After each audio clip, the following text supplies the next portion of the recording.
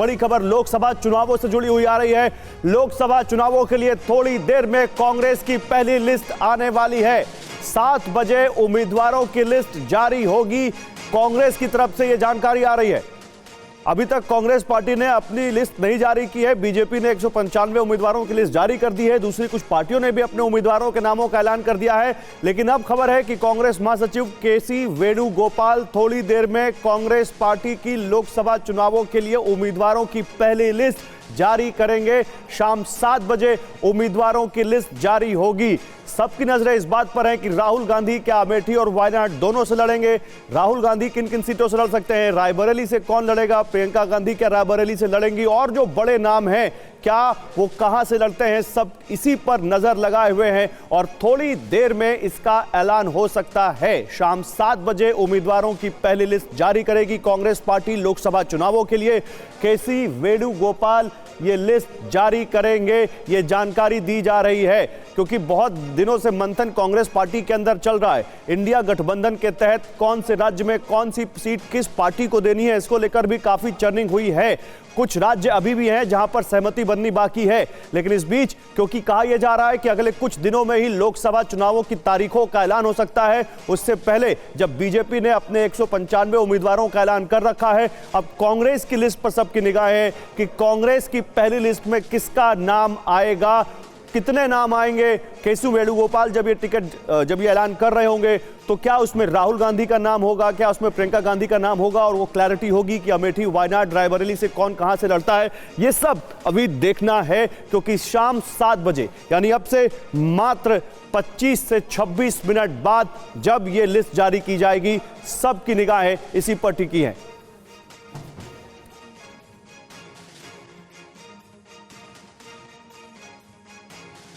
देखिए, केसी वेणुगोपाल शाम 7 बजे उम्मीदवारों की लिस्ट जारी कर सकते हैं।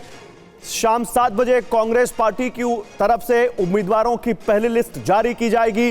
लोकसभा चुनावों के लिए कांग्रेस पार्टी की तरफ से किन किन चेहरों पर दांव लगाया गया है, यह बस थोड़ी देर में पता चल जाएगा। कुमार विक्रांत हमारे संवाददाता ज्यादा जानकारी के साथ जुड़ चुके हैं, सीधे उनके पास चलते हैं। तो कुमार, 7 बजे उम्मीदवारों की लिस्ट कांग्रेस की तरफ से। जी देखिए, 2 बातें हैं अहम। एक तो कांग्रेस पार्टी की जो पहली सूची है वो कुछ देर बाद तकरीबन 7 बजे जारी की जाएगी, जिसमें 60 नामों पर चर्चा हुई थी सीईसी की, जिसमें 40 नामों पर सहमति बन गई है। तो माना जा रहा है कि 35 से 40 नामों की घोषणा हो सकती है, जिसमें सबसे बड़ा नाम वायनाड केरल से राहुल गांधी का है, जो कि स्क्रीनिंग कमेटी ने भेजा था और जो सीईसी है उसने उस पर मुहर लगा दी है। इसके अलावा शशि थरूर का अहम नाम है, भूपेश बघेल का अहम नाम है। साथ ही साथ कांग्रेस पार्टी की जो प्रेस कॉन्फ्रेंस होने वाली है उसमें अजय माकन जो कोषाध्यक्ष हैं वो भी मौजूद रहेंगे, क्योंकि जो कांग्रेस पार्टी के खाते फ्रीज हुए हैं उसको लेकर के एक बड़ी जानकारी मीडिया के सामने कांग्रेस पार्टी रखने वाली है। तो आप कह रहे हैं कि 2 मुद्दों को लेकर प्रेस कॉन्फ्रेंस है। एक तो 40 उम्मीदवारों के नामों का ऐलान किया जा सकता है, और जो एक कंट्रोवर्सी हुई थी कांग्रेस पार्टी के खातों को फ्रीज करने की या उसमें से पैसे जब्त करने की, उस पर भी जानकारी दी जा सकती है। पहले लिस्ट पे बात करते हैं। कुमार, 40 नामों में राहुल गांधी के वायनाड के अलावा क्या अमेठी से लड़ने ना लड़ने पर भी स्थिति साफ हो सकती है?